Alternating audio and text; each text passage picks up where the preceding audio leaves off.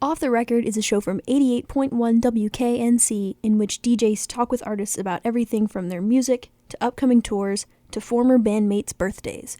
Make sure to follow WKNC on SoundCloud and Tumblr so you never miss a beat. Enjoy.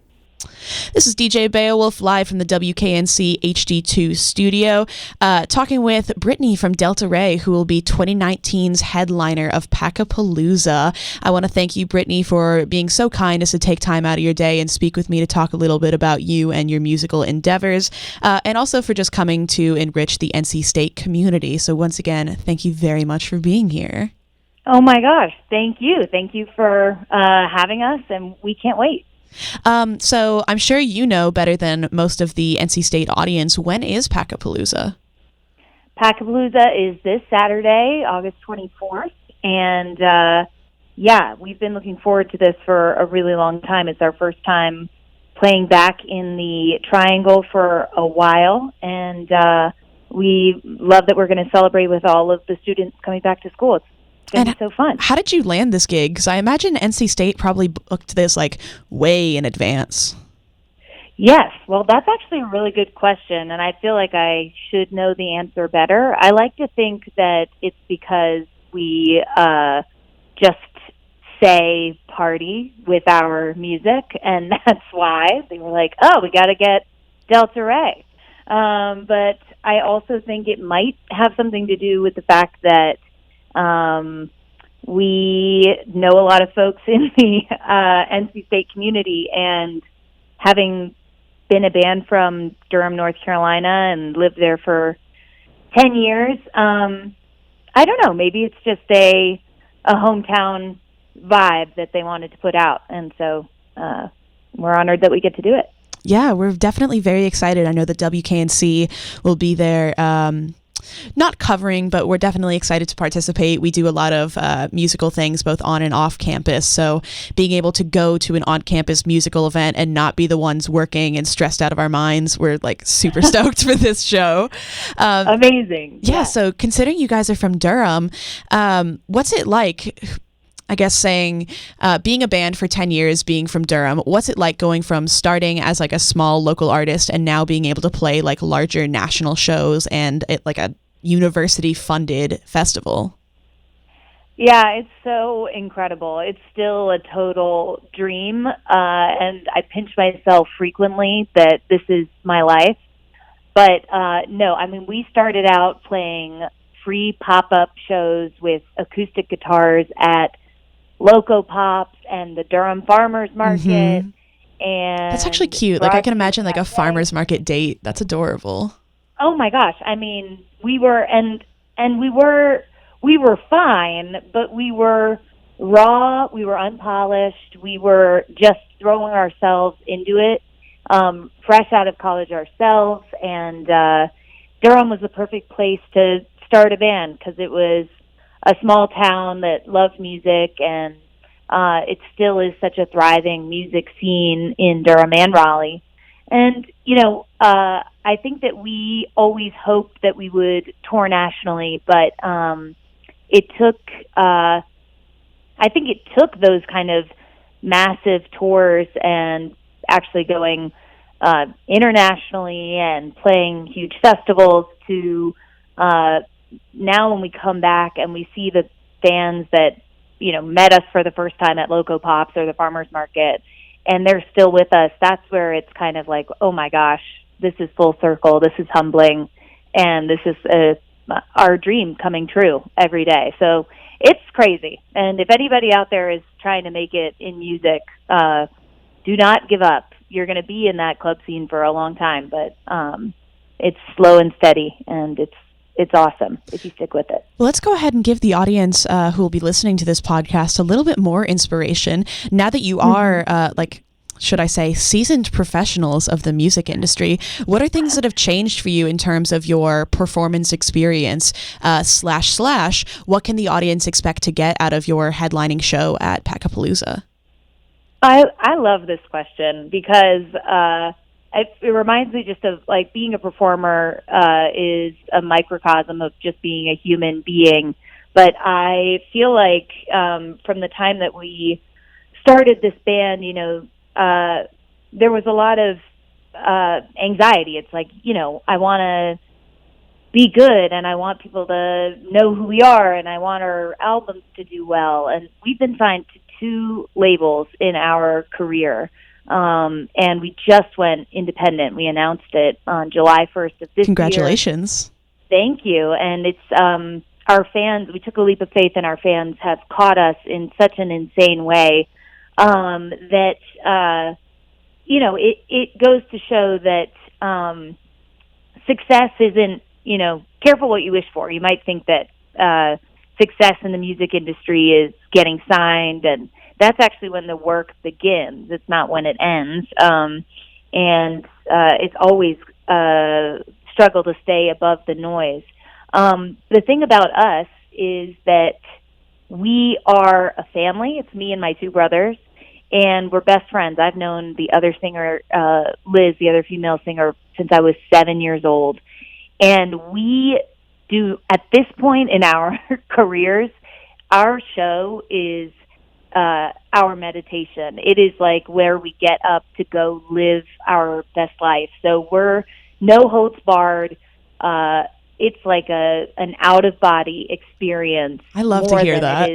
Than it is just a show. I mean, if you love harmony, if you love like gospel, reckless abandon, blow your voice out singing, that's what we offer. And meanwhile, everyone is banging on a trash can and a drum and crazy instruments you've never even seen before, and everybody's switching off. And it's basically just like, I don't know, bacchanalia. Like it's wildness, and it's uncontained, and yet we've been doing it for so long that it's very tight and in tune with one another, because we can harmonize in our sleep. Organized chaos, for sure. Yeah, exactly. And if you like, artists like Fleetwood Mac or a legend, the Eagles, we try and pull from their catalog and their way of bringing their voices together, and we add our own kind of Southern Gothic flair to it.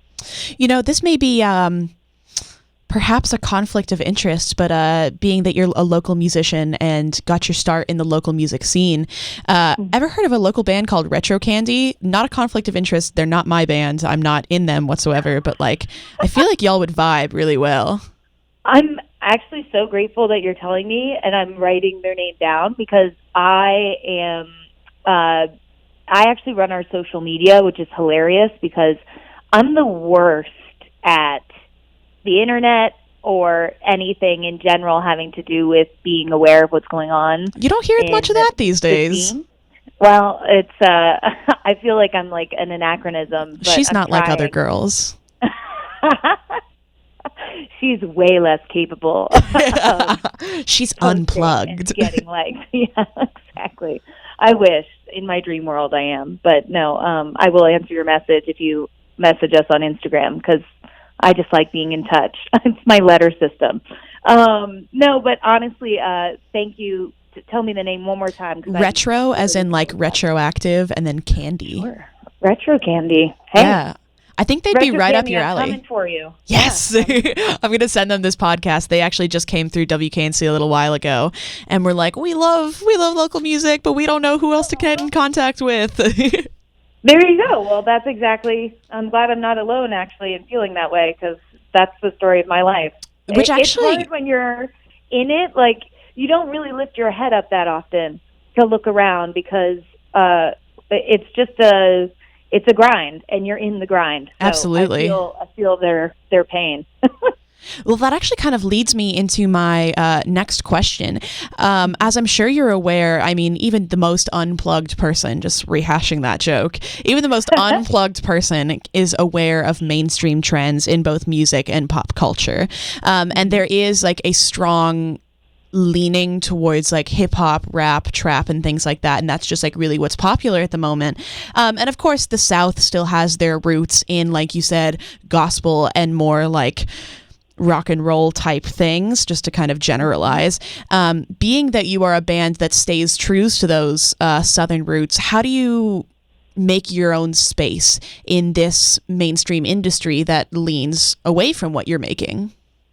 Wow, these are great questions. Thank you. So, I think that there is the beautiful thing about music, and the beautiful thing about the modern era of music too, is that yes, there's value in kind of the purest forms of people emulating a style of music and doing it in the traditional way.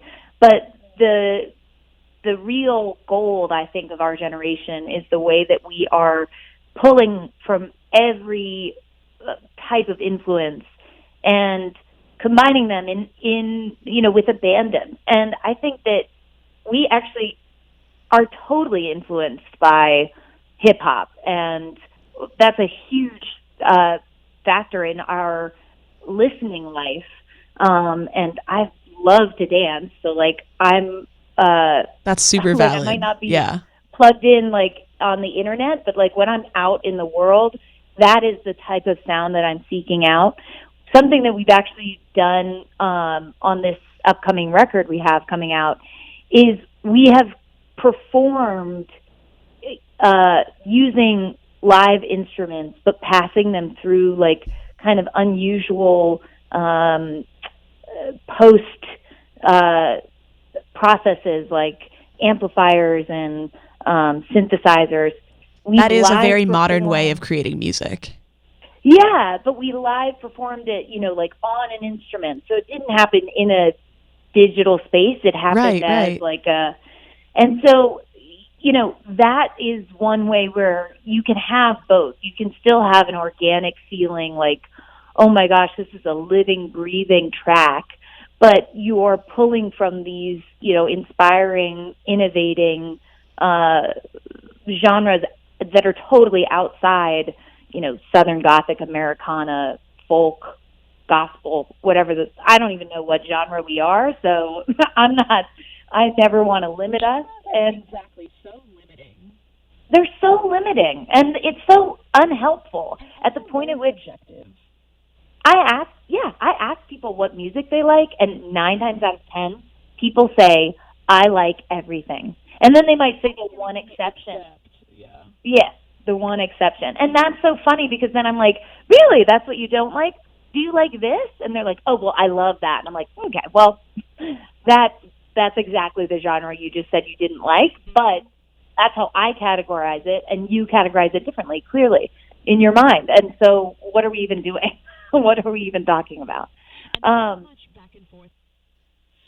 So I definitely think that Delta Rae is making a name for itself, as we discussed in the previous part of this interview. But as we said, when defining a genre and things like that, there are things that artists have to do to make themselves stand out amongst other artists that are in that same stream of music. And one of the things that you did recently was you left a record label and made yourself independent. And we covered that a little bit previously in the interview. But as a now independent band, what are you doing to keep this train rolling? That's really fun to tell you about, because we are actually in the final week of a Kickstarter campaign, which was the way we announced our independence, was the day that we let everyone know that we were leaving our record label. We also launched a Kickstarter to fund not just our 3rd album, but our 4th album. And we asked our audience for $30,000 to make the 3rd album, and if we could make it to $60,000 in 60 days, we would be able to fund 2 albums. So we were really excited. We actually had kickstarted our 1st album all of now 9 years ago, and we'd exceeded our goal back then, and it was really exciting, and it kind of was how we got our start, was that our fans were a part of making the record. Well, this time, when we launched our Kickstarter, we went live so that people could kind of see us launch it in real time. What we didn't realize is that we would reach our goal of $30,000 in 30 minutes. No and, way.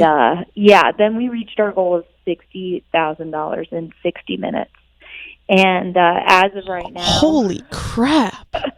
Yeah, as of right now, we're over 1,100% funded for this chapter in our lives. So are you going to make a 5th album? Or at least like a little EP?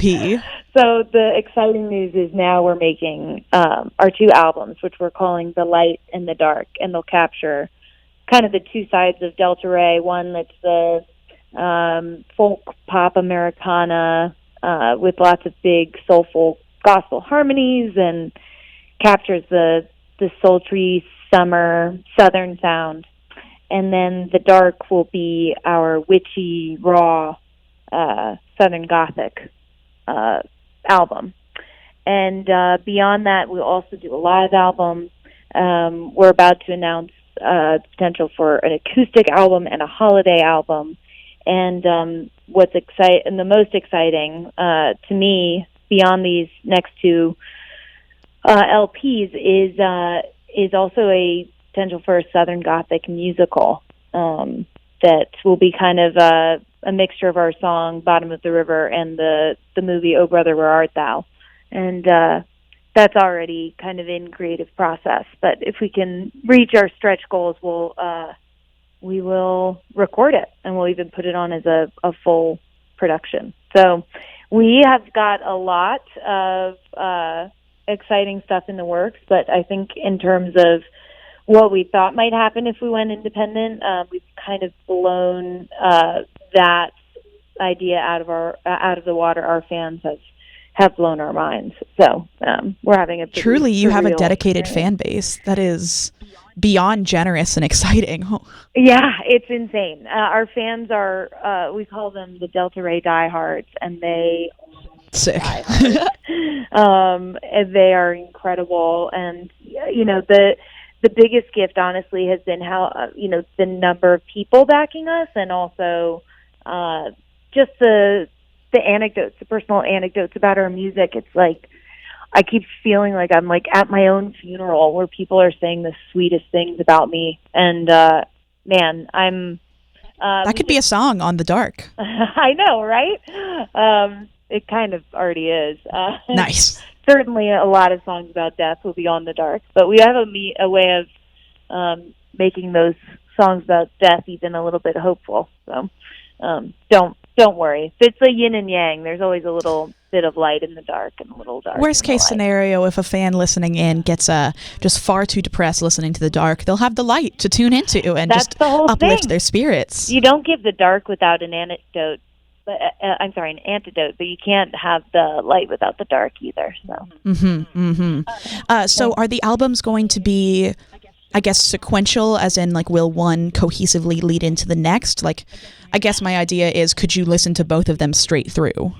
Yeah, well, the light will come out before the dark. So the light's actually going to drop on March 20th of next year. That's soon. Really soon. Arguably, yeah. Yeah, we've already got some of the singles done and ready to go, and we're working on wrapping it up first part of next month. As soon as the Kickstarter ends on August 30th, we will be in the studio and tying up loose ends, and we will release our first single in October. So it's a quick rollout, it's a quick turnaround, but it's also been 4 years since we've released an album. So these songs have been waiting in the wings, and the music industry is as much as you'd like to hope that it's an artist-friendly place, it's not so much. So now that we get to just control it ourselves, we've got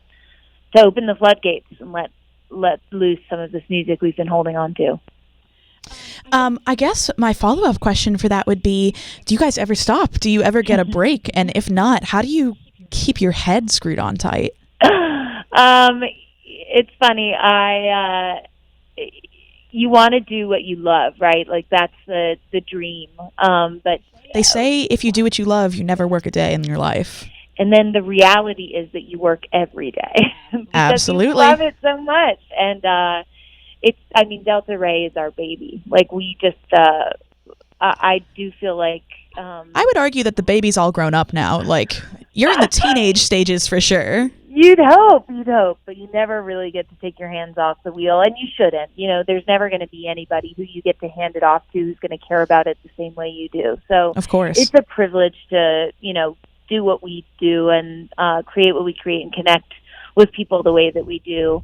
But I would say, no, you don't really get many days off, especially with social media, unless you just turn off your phone and unplug. But we get dozens of messages from fans a day, and I answer all of them. And I think that is really the work worth doing beyond the creative, which definitely requires that you unplug and you go into that solitary space.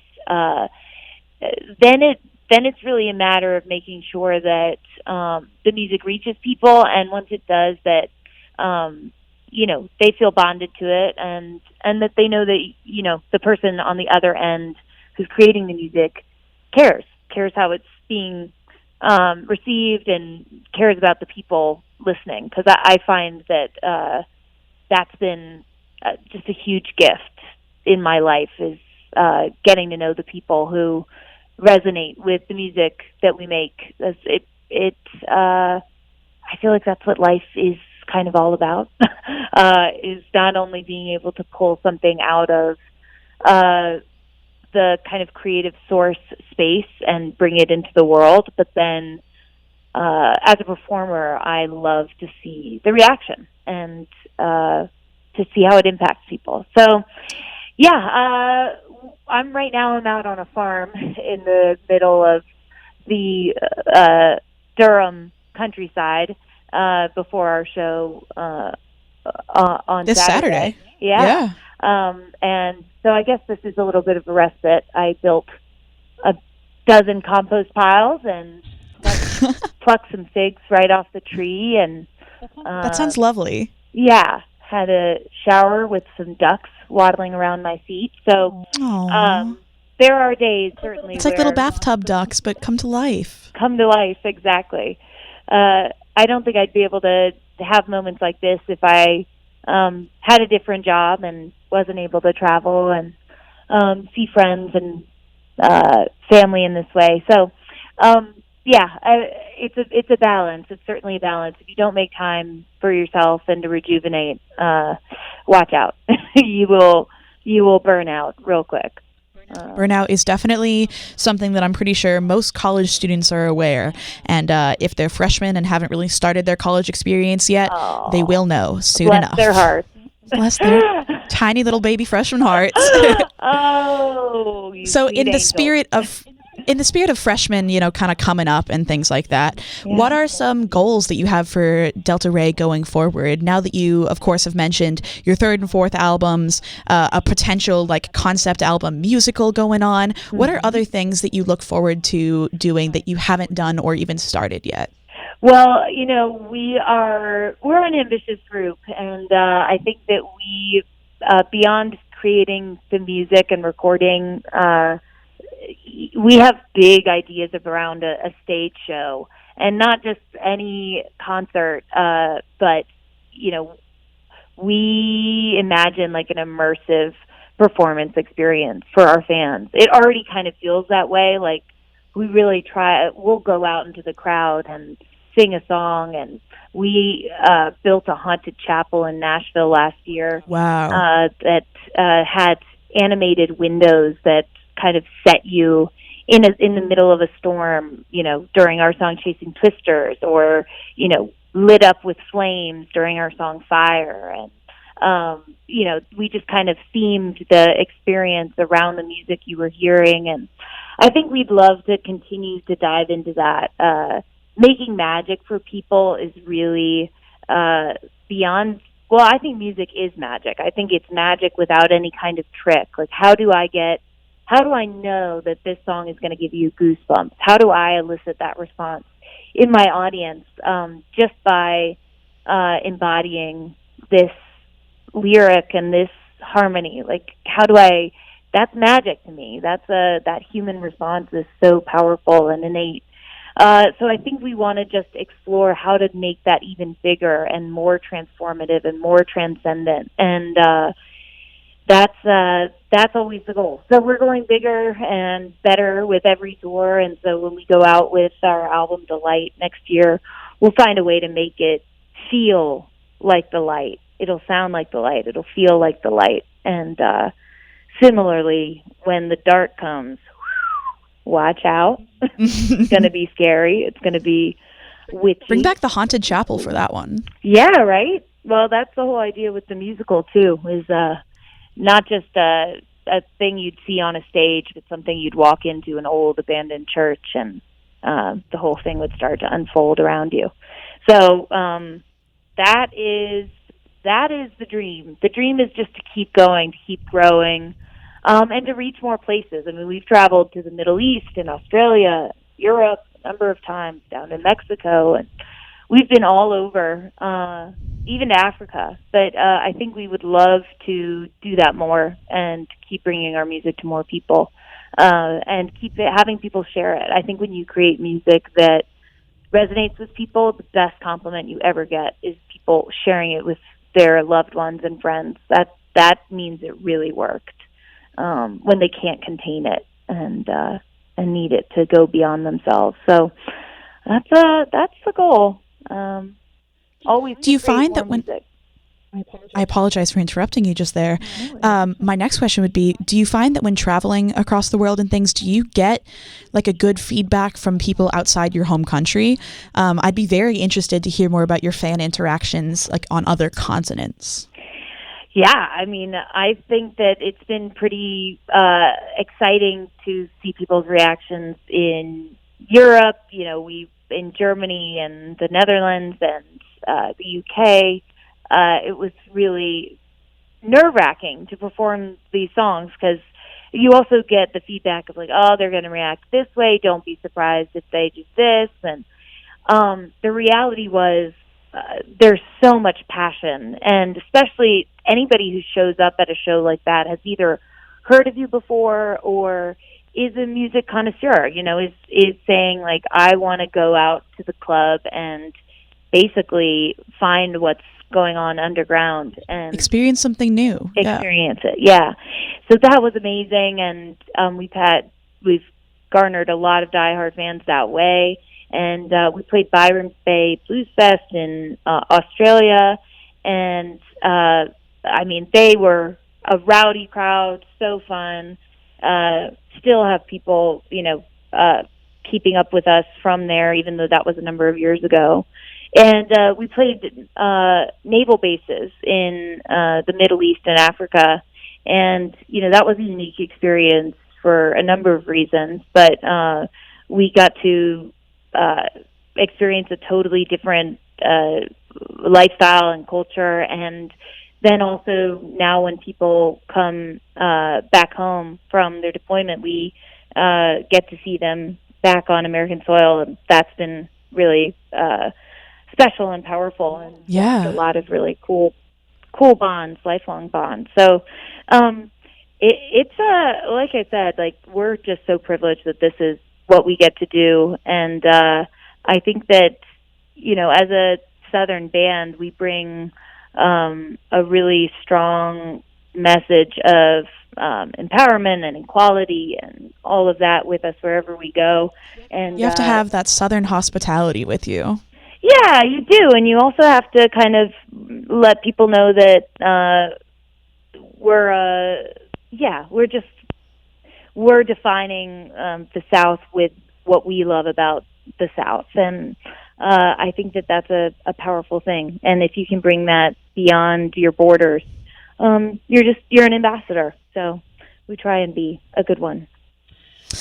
I guess this is probably something that you've heard of, but every band that gets pretty big and starts doing like international tours always inevitably gets a horde of fans in their DMs saying like, come to Brazil. Have you gotten those yet? So many come to Brazil messages. Absolutely. I feel so bad for Brazilian fans. Like, they need artists to go to their country, truly. We really owe Brazil a lot. Have you been there? We have not. And our Liz, our other female singer, she is fluent in Spanish and has started to teach herself Portuguese because I think she feels like she needs to communicate to all of our Brazilian fans, like, yes, we would love to come. If we have the opportunity, we will be there.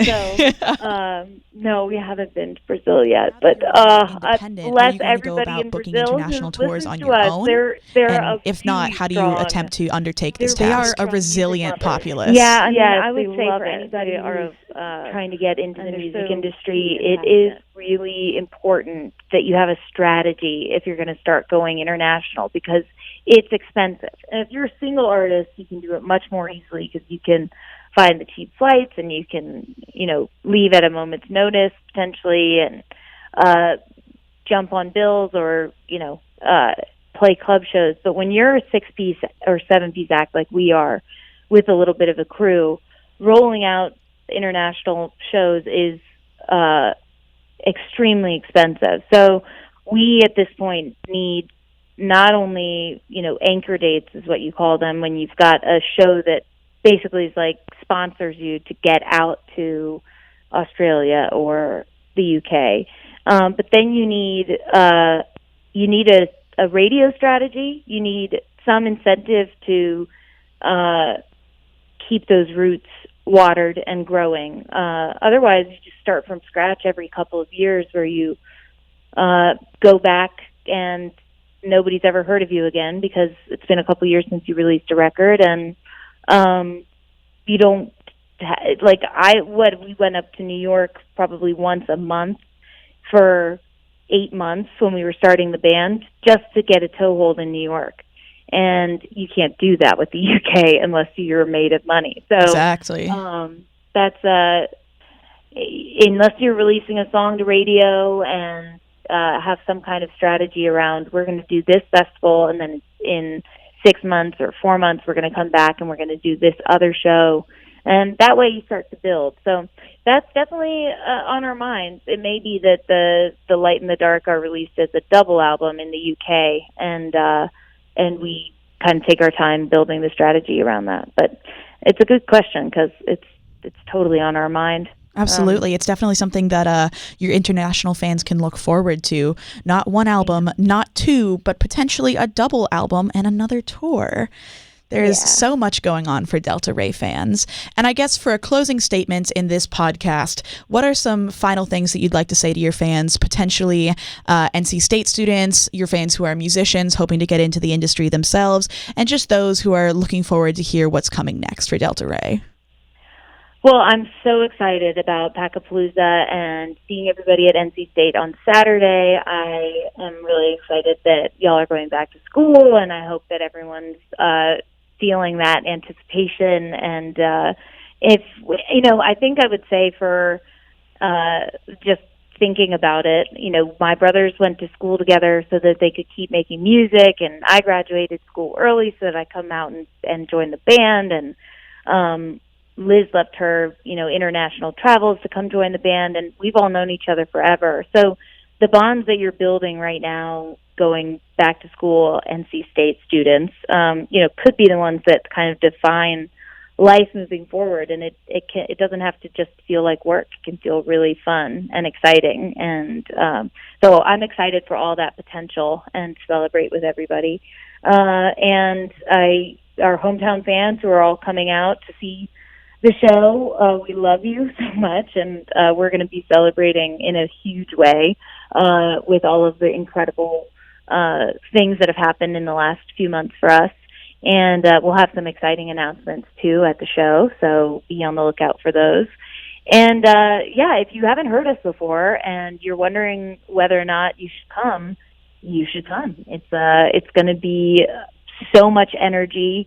It's like a punch you in the face with harmony kind of show, and we're just going full out. So I hope we'll see you there.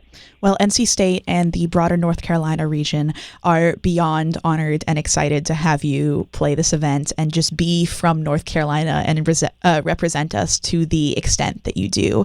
Thank you from me personally for speaking to me for this podcast and for connecting with WKNC. I know that NC State is going to do you proud and show out for this show.